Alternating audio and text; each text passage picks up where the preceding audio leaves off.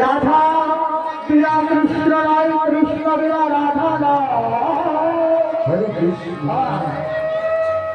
কৃষ্ণকে কাছে করে রাধা বরণ করতে হয়, আর রাধা হচ্ছে প্রেমের